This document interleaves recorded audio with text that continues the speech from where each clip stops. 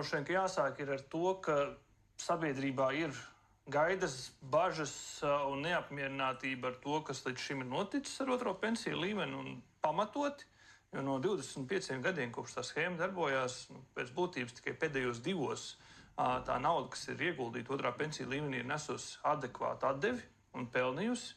Ja, iepriekšējos 20 gadus vienīgie, kas tur pelnīja, bija bankas. Un šis jautājums par to, ka otrā pensiju līmeņa uzkrājumi un tas, kas ar šo tiešām milzīgo naudu, kas ir 10 miljardi kopā, ja, tiek darīts, tas ir bijis arī mūsu priekšvēlēšana programmā.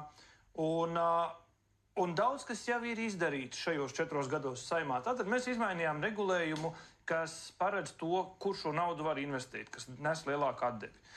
Mēs uzlikām griestus un samazinājām banku komisijas maksas, lai nebūtu tā, ka, ja, piemēram, tirgus krīt, kur tās nauda ir investēta, tad tas iedzīvotājs, kur nauda tur ir uzkrāta, viņš saņem mīnus, bet bankas nopelna tik un tā, kas nav godīgi.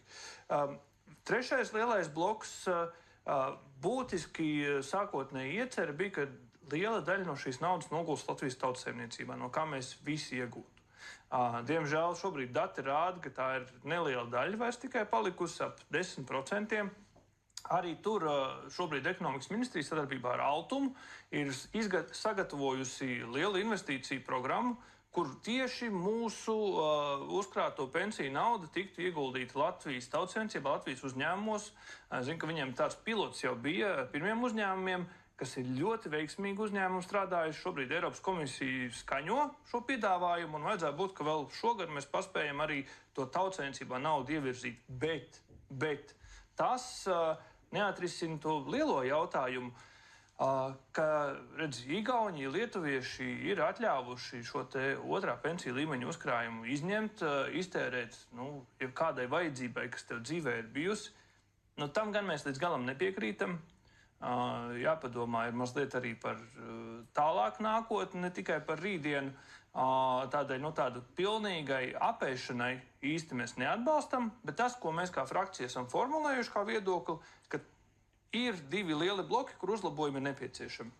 Pirmais ir šī izņemšanas kārtība. Piemēram, ja tev ir vai nu jāizvēlās, ka tu vari sakārtot savu veselību kritiskā situācijā no šī otrā pensiju līmeņa uzkrājuma, vai B, tu nemaz nesagaidi to savu pensionēšanās vecumu, jo vienkārši tev veselība atteica. Tad droši vien, ka pareizāk ir atļaut to veselību sakārtot. Un otrs bloks, ko mēs savā piedāvājumā ielikām, ir šis jautājums par to, kas ar šo naudiņu notiek brīdī, kad tu sasniedz pensionēšanās vecumu. Tā ir šobrīd gan sarežģīta sistēma. Tie, kas ir sākuši vai uzsākuši pensionēšanos, zina to. Tad ir vai nu tu ieguldi savu uzkrājumu pirmajā pensiju līmenī, kurš tiek pa gadiem indeksēts un 18 gadu laikā tiek izdalīts. Vai otrs, tu ej apdrošināšanas schēmā, kur minimālais ilgums, kurā tu naudu var izņemt, ir 5 gadi, bet tad šī nauda netiek indeksēta, vai respektīvi viņa juridiski vairs nepelna un nestrādā, un tev tā naudas summa, kāda tev bija sasniedzot pensionēšanās vecumu, tiek nofiksēta. Mēs teiktu, ka sasniedzot pensionēšanās vecumu, jāpadara liberālāk vai plašākas iespējas, ko ar to uzkrājumu darīt.